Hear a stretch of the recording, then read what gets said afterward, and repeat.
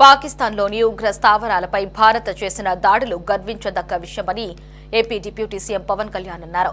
పహల్గాం ఘటనకు ప్రతీకారం తీర్చుకోవాలని యావత్తు దేశం ఎదురు చూసిందని చెప్పారు. పహల్గాంలో హిందువులా కాదా అని అడిగి మరీ ఉగ్రవాదులు చంపారన్న పవన్ కళ్యాణ్ చివరి ఉగ్రవాదిని అంతం చేసే వరకు ఆయన పోరాటం ఆగదని అన్నారు. పాకిస్తాన్కు మద్దతుగా ఆలోచించే నాయకులు తమ వైఖరి మార్చుకోవాలని పవన్ హితవు పలికారు.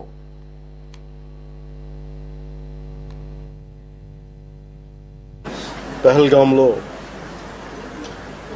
టూరిస్టులుగా వెళ్ళిన చాలామందిని మతం పేరు మీద అడిగి చాలా ఘాతుకంగా చంపేశారు.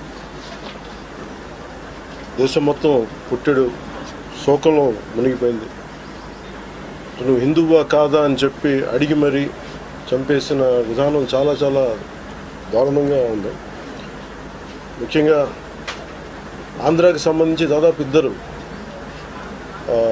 కుటుంబాలతో సహా వెళ్ళిన ఇద్దరిని చనిపోయిన 27 మందిలో కూడా ఇద్దరు ఆంధ్ర ప్రాంతానికి చెందిన వాళ్ళు కూడా ఉన్నారు.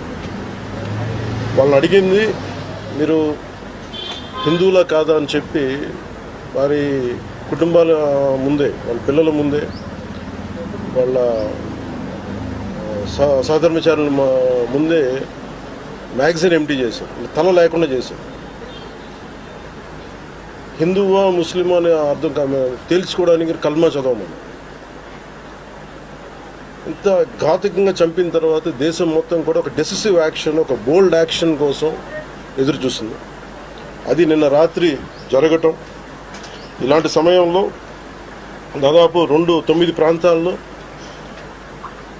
15 కిలోమీటర్ల నుంచి దాదాపు 200 కిలోమీటర్ల లోపల వరకు వెళ్ళి భారతదేశ సైన్యం అక్కడున్న మిలిటరీ ఎస్టాబ్లిష్మెంట్స్కి దాడి చేయకుండా, అక్కడున్న సివిలియన్ క్యాజువాలిటీస్ లేకుండా కేవలం ఎవరైతే ఉగ్రవాద సంస్థలు ఉన్నాయో, ముఖ్యంగా ఈ 3 సంస్థల మీద ప్రత్యేకించి దాడులు జరపడం, వాటిని ధ్వంసం చేయడం నిజంగా ఇది భారతదేశం ప్రతి ఒక్కరూ హర్షించదగ్గ విషయం. ఎందుకంటే 90s నుంచి కూడా కశ్మీర్ అనేది మనకి ఎప్పటి నుంచో Kashmir is an integral part of our nation, as undeniable fact అది.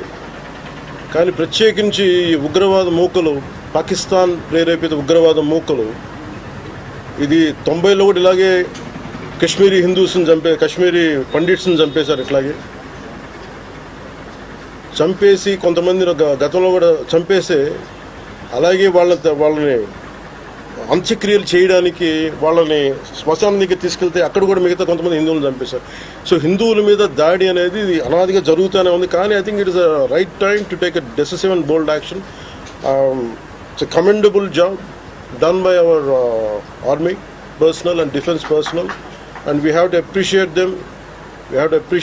We'll stand by them under the leadership of Honorable Prime Minister Modi ji. We will stand by you, sir, and whatever you have taken, whatever decision, bold action, bold decision you take, we're going to stand by you.